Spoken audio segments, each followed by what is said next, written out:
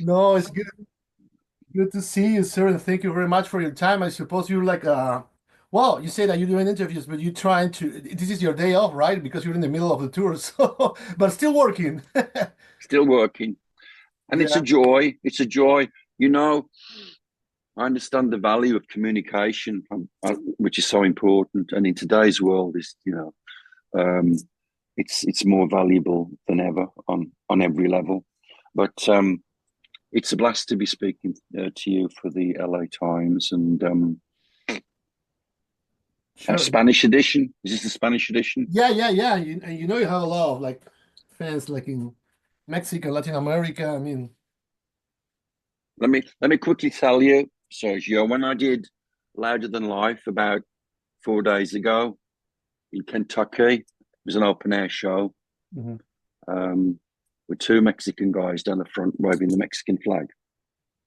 They were there at last night's show in Missouri. So there's dedication. I've always said that our Spanish friends, our Latin American friends, the passion is just sensational. You know, the commitment is just extra hot. So this is good to be speaking to you through this portal Thank you. for our Sir. Spanish friends. How's the tour going? Because I think you started like you've been like playing since March, right? In different parts of the world. That's a lot. A long time. It is and it isn't, because I was just talking to Craig in Phoenix and we were talking about the early priest tours of America, and we would come over here for almost like 4 or 5 months, and we just keep playing and playing and playing and playing, and we built the foundation for this priest family throughout this nation that way. But the principle of that is still in place. It's vital. It's very important. Touring for any band, any artist is really, really vital. The human connection that you have with your fans in the live performance really completes what you're about as an artist. Because when you write music, generally as a band, or two or three of you as a band, you write a song, you make the best of the song, you record the song, you release the song. When you perform that particular piece live to your fans, that really is the ultimate, again, the ultimate commitment and the connection that you have of support and love for each other. So touring for any band is an incredibly important part of um, the affirmation and the confirmation of everything that you believe in with your work. So that's what we're still doing in Priest Yeah. over 50 years later, you And know. it doesn't hurt that you have a fantastic album to promote, like Invisible Shield. I mean, I've been checking the set list. I mean, you playing the three singles basically, right? I mean, there's a lot of fans that would love to hear like the whole album live, but I know, I mean, you guys have been around for so long that you have to do. I mean, you have to deal with that. You have to just it gotta be difficult to choose like a. But I mean, it again doesn't hurt to have Invisible Shield. You know, if we didn't play Breaking the Law, there'd be a riot. If we didn't play Living After Midnight, there'd be a riot. We didn't play Painkiller, there would be a riot. Yeah. There's nothing at all wrong with that. It's just the time constraints that you have before the curfew kicks in.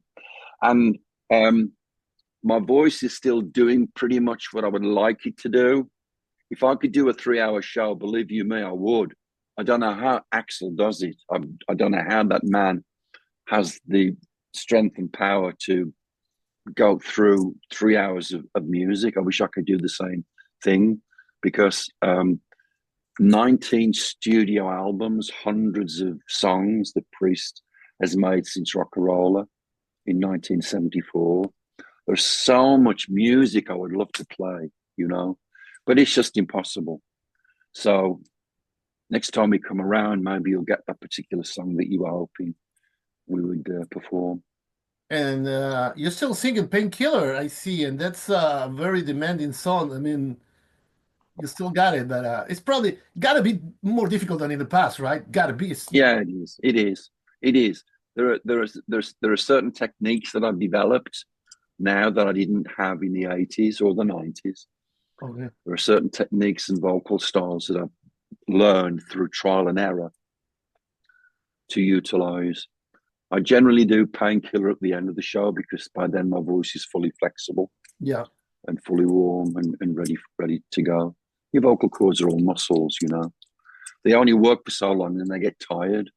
sure. So we have to really place and pace the actual performance. Having said that, as you'll see if you come to the YouTube theatre show, we start with Panic Attack, That's a and complicated one too. That's not it's easy. a complicated song. That's a real, you know, I love that we do that. I love that we do that because we have other material on Invincible Shield. It's less demanding, Yeah, but to actually go out and perform that as the opening piece, it's a very complex piece of music, but it's so beautifully put together. It's full of hooks and riffs and melodies, which are the elements that sustain you as an artist. If you've got hooks and riffs and melodies, then your fans have something to latch onto and to remember. So yeah, you know, there are places I go to in that first song that if I think about too much, I'm like, oh my god, yeah, yeah. get me a get me a cup of tea and a paracetamol. Um, but you don't think about that. You don't Yeah. think about that. All you think about is the great pleasure and privilege and honor to be able to walk out on stage across this great nation and have thousands and thousands of fans waiting for you. You know, I love that. It's just the most beautiful thing you can ever experience as an artist. Sure. So how do you still train your voice? Do you have like you take classes? You have like a teacher? You have like a coach, like vocal coach, or No, no. I think probably I'm just blessed that I've always been able to mimic things. I always used to enjoy all kinds of music as a younger person, and when I could hear what the voice could do, whether it was Little Richard or Pavarotti, you know, whether it was Robert Plant or Maria Callas, whether it was Elkie Brooks and Vinegar Joe, or Willie Nelson, Mhm. or Tom Jones, or Frank Sinatra. You know, my ambition was to embrace all of those different vocal styles and performances as an adventure to go on. So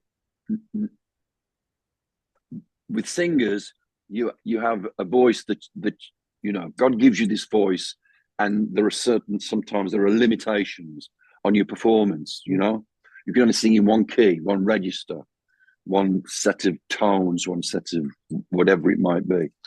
But here is this thing that goes all over the place, and I've always appreciated the value of that because it's enabled this band Judas Priest to go on all of these different musical adventures, whether it's the Painkiller, whether it's Living After Midnight, whether it's Your Turbo Lover, whether it's the Sinner, Victim of Changes.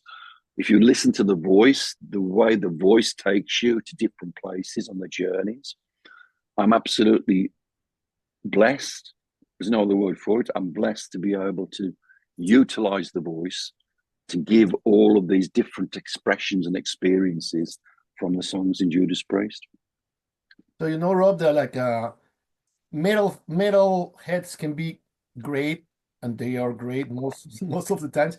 They can be very demanding too, and they can complain a lot. I mean, I was talking with some friends the other day, and they say, "No, but Judas Priest, you know, it's not the classic lineup or whatever." And then I told this guy, dude, I mean, we were like teenagers in 1984, and then it's been a while, and they're still around, and they have this new album that is like amazing. So come on, man. I mean, it's just like sometimes it's crazy, right? Because well, I mean, I don't know. Back then, will you imagine having like Judas Priest, Iron Maiden is still going on? I mean, that's good enough. And then it's not only like you're like an act of nostalgia, right?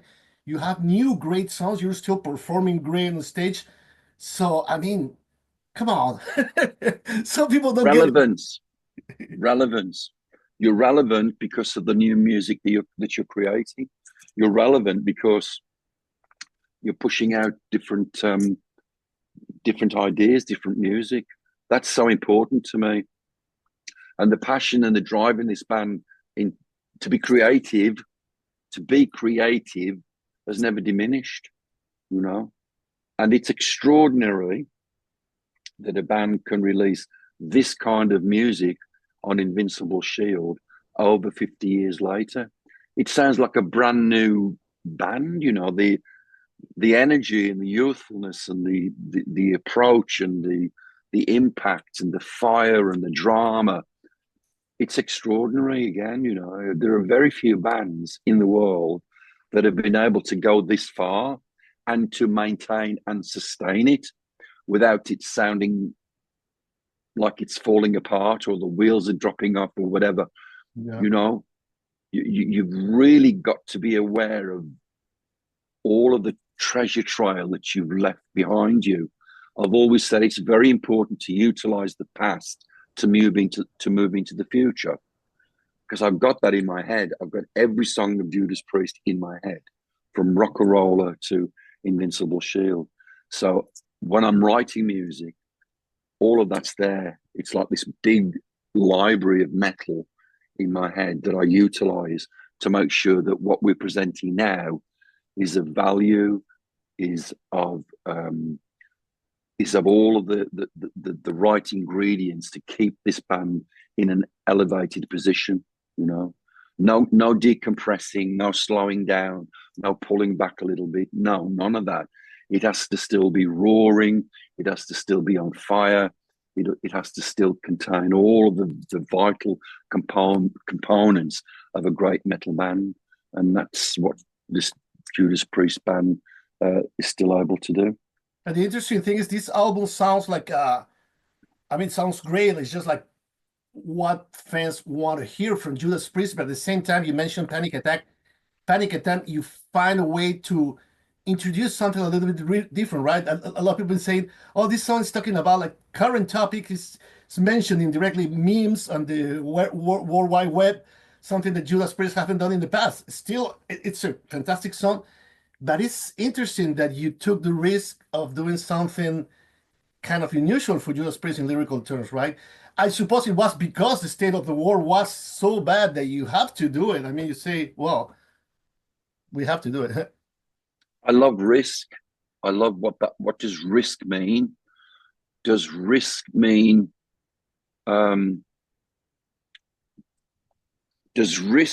you're going to be put in a place of something ending? There are two sides of risk. Some people take a risk on something and it creates damage. Some people take a risk on something and it creates something monumentally new and fresh and a little bit different, you know. So when I'm thinking about these words, especially from Panic Attack, the clamour and the clatter of incense keys, people on the laptops in the basement, can bring a nation to its knees. The wrong words spoken out via the internet can create either great damage or great joy. That's the power of words, right? That's, you know, the power of words. You're a journalist. The way the words are put together, how they project their meaning and their emotion. Yeah. It's just, it's an unbelievable idea of gigantic proportions in where these words can lead you, you know. And so I really went full on for the words of Panic Attack, and there was a little bit of risk because there was some kind of socio-political feelings, messages in that particular song, and we've never been that kind of band. But there was the risk Yeah. that day I sat down to write these lyrics. I thought, maybe this is a little bit risky for Priest because we're not Rage Against the Machine, you know. Yeah. But I'm going to say this because A, we've never said it before, and that's a lyricist's biggest challenge. Try and say something that you haven't said before, and equally, you know, maybe poke the fire a little bit. You know, this band is still provocative. Judas Priest is still provocative. Heavy metal music, when it began, was a very provocative source of intrigue. Yeah. People were trying to, you know, it's the devil's music. It's, you know, don't let your kids listen to it. It's going to turn them into Satanists, you know. If your kid starts wearing black and going to school, all this crazy stuff, you know, that metal had to push through. But we still find ourselves in a place now where we can be provocative, not controversial. I don't believe in controversy just for the Mhm. sake of it. Yeah. I think if you're Marilyn Manson, who's a friend of mine, to use controversy as in art can be very, very powerful and potent. But you have to really be able to be the master of that. And Manson's the master of controversy. But in terms of being provocative, I think all art at some point should have a provocative idea, whether it's Bob Dylan or Yeah. Judas Priest. And how do you feel with the state of the metal world right now? Because as you say, it used to be rebellious and everything, but there's a lot of people that think that metal, not all of them, of course, but like a lot of metalheads are like kind of conservative and like, right wing and whatever. And then you say in a previous interview something about Donald Trump that you don't like him. And then that's risky too, because there's a lot of metal. It's not necessarily like they don't have one ideology, right? But because it deals with like a lot of macho attitudes and stuff, it can be like could be homophobic too. So Yes, yes, as a gay man and everything, as a gay icon of yes. the rock community, how do you deal with that? Sometimes it's difficult for you. Sometimes you say, I don't Yeah. know, man, or what. No, I love it. I love it. I love it. You just said a bunch of words that were so great. You know, it's very, very true that the metal world has a lot of conservative fans. That's just the way that they are. I think it's extraordinary, but I accept it. I don't quite understand it, but then this is the joy of life and free will and choose your music, you know. But uh, the fact that I'm in a band that occasionally will make a provocative statement, plus I'm a gay man in a world famous heavy metal band, probably the most famous gay heavy metal person that will have ever live. He says, smiling, slightly tongue in cheek. But wrap all that up in today's world, the clamor and the clatter of incense keys, you know. Mhm. Um, what I've noticed as I've grown and I've lived this long life, it's so difficult now to have um, to have a simple disagreement. It's there's so much hate and there is so much violence Yeah, it's crazy. um, between ideas. Two people in the same room that have never met each other, that have two separate ideas about a subject, but they both want to kill each other because they don't agree. It's insane, you know. I'm not a political person. I enjoy great political debate, which I haven't seen or heard in the longest time. Um, but in terms of debating ideas, you know, philosophical, socio-political, anthropological, um, whatever it might be, I love to see sane, intelligent people having a conversation about an idea or a subject matter that both are they're at odds with each other, but they're civil. They're civil. They can disagree, but they don't pull a gun out or start punching each other in the face. Unfortunately, that seems to be the world that we live in to a great extent. Not completely so, because Yeah. propaganda has never been stronger in America now than I can remember as a kid growing up in the 50s and the 60s. The way that the truth is distorted. I said recently, you know, it's this this idea that if you tell a lie long enough, people believe it to be the truth is insane. It's insane. So I know we're going off the subject, but there are metal fans. There are metal fans, conservative metal fans, that have some of those qualities, you know. And I love the fact. I saw a clip of me the other day when I said at the Rock and Roll Hall of Fame, "Hi everybody, I'm the gay guy in the group," and the roof went off. And then I said about inclusivity. So when I was out on stage last night in Missouri, I look at all these people, and I know for a fact there's a complete spectrum of people from all walks of life, all economic walks of life. Some people have got there in a beat up old truck. Some people have driven there in a Ferrari. But we're all in the room together. We're all banging our heads together. And we're all having the time of our lives together. And this is never lost on me as I watch the way people react. I just think it's the most profoundly beautiful expressions that any artist can be immersed in. To see the humanity of the evening come together in a unified type of acceptance and celebration of a music that we all love. So that's never lost on me. I'll never lose sight of the power that music has. You know, whether it's to give people the greatest night out of their lives or to start a revolution when you wake up in the morning.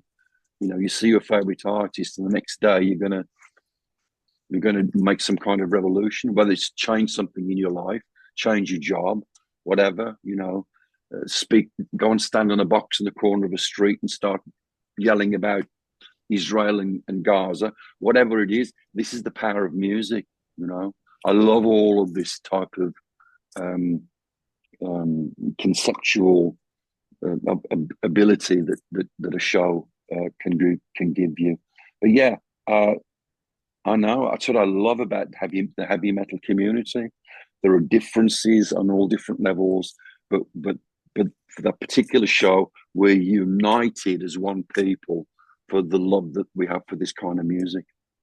So Rob, I read Confess, right, your autobiography, and it's an interesting book, not only because you talk a lot about like your musical experiences, but also you talk about your life experiences, and it's very moving because it shows a lot of things that you have to deal with while you were still on the closet.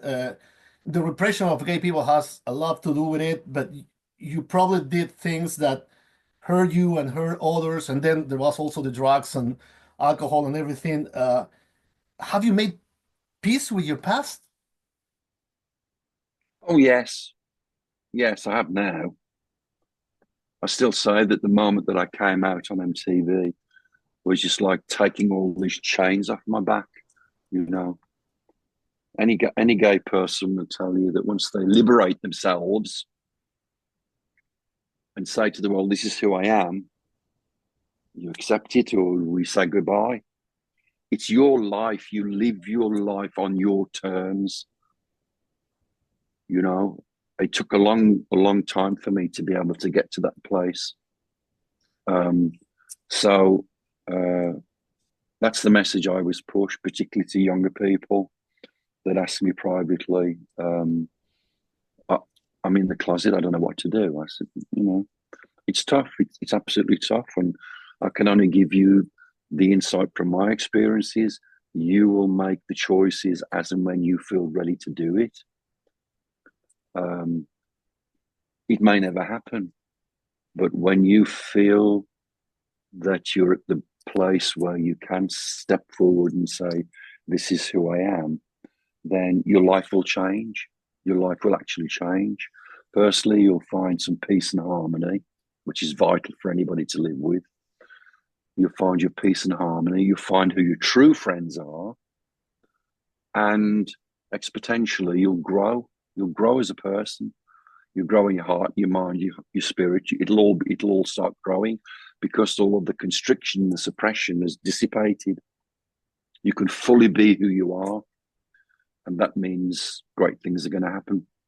Absolutely. I know you have a lot of things to do. So one more question, if you don't Yeah. mind. You guys just re-released like a Rocka Rolla I mean, it sounds amazing. It's just like, wow, I was just comparing it to the old recording. It's just like heavier and kind of faster too a little bit. I don't know. It sounds great. And of course, KK Downey played there, and of course, you're aware that he's touring kind of at the same time. The Judas Priest. How do you feel with that? Is it It's weird? wonderful. Yeah. It's beautiful. It's beautiful. I love Ken as much as I do now than I've ever done. You know, I just give him great, what is the right word? It's not support. That's just a cheesy word. But I'm just really happy for him that he's doing what he's doing with his band, and he's out with our friends. Except we know all of those guys. We all know each other. It's work. Work is so important. Yeah. You You have to know, do it. if you have a job, and this is my job, I'm a singer in Judas Priest, and people go, "That's not a job." It is a fucking job, you know. And I'm blessed that I'm blessed that I've got something to get out of bed in the morning too. And there are so many people that are restricted from that because of unemployment or abilities to get through the door or whatever. But for Ken to be out at the same time as Priest in America, I love it, man. I love it. You know, I have no other feelings than joy that he's out there doing what he's doing, and especially with the great feelings that are happening with Rocka Rolla as it's being digitally released now. The vinyl sounds amazing. The vinyl is just unbelievable. But that's an important album. It's an important album, Rocka Rolla. You listen to songs like Dying to Meet You and Run of the Mill, even the title track, Rocka Rolla, which we played last year, I think. Those are the basic little tiny building blocks of heavy metal music. It's an important record. So it's just fantastic that we have the opportunity to explore it. Funnily enough, last night in the dressing room, I was sitting with Richie and we were just going through Never Satisfied. I love Never Satisfied as a song and its musical components, the notes, the way the riffs are put together, the way the words are put together. And some of those words are so profound. I said to Ian was sitting across, I said, Ian, who wrote these lyrics? He goes, what? I said, to Never Satisfied. He goes, you did? I did. I thought Al Atkins wrote those. No, you did. Ken wrote the riffs and things, but you wrote them. I'm lost. I don't know. But there's a song, there's a line in there at the back end after the lead break, something that says something has gone along. Something's gone. What's the fucking word? Oh, so it's important. Something's gone along with fun. Now we're reaching for the gone. And I'm saying that in 1974. And I thought, oh my God, where was my mind at that? Like Is the world predicted. any different? Yeah. Is the world any different? You know? Whereas, fun along it, now it's gone and now we're reaching for the gone. I don't know where that came from because that's a very provocative statement. Yeah, it is. It is. And I said to Ian, I can't believe I was writing those kinds of words when you did. And I'm like, Ian, the Oracle of Judas Priest. I'll take his word for it. But it's a great record, and the way Tom Allen did such a masterful job, and I love how you can hear some of the songs just finish, and you can hear some chattering going on because we played all of the music live. Yeah, we were all together as a band in different parts of the studio performing it live, and so when I hear those songs as they were intended to be heard now, the way Tom has remastered and re-engineered, it's just so full of memories, you know? It's just an incredible anchor. It's the anchor of Priest and the beginning of the heavy metal movement. all right, that was great. And then thank you very much for all your words, Rob. I mean, everything that you have to say is interesting and important. So that's why you're It's a pleasure, my friend. you. Are you going to be able to make it to any of the shows? Absolutely, here at LA. Yes, yes. I want to see Priest again for sure. Thank you very much for your time and have a great rest of the day. I'm going to go and have a cup of tea now. Yes, have your tea.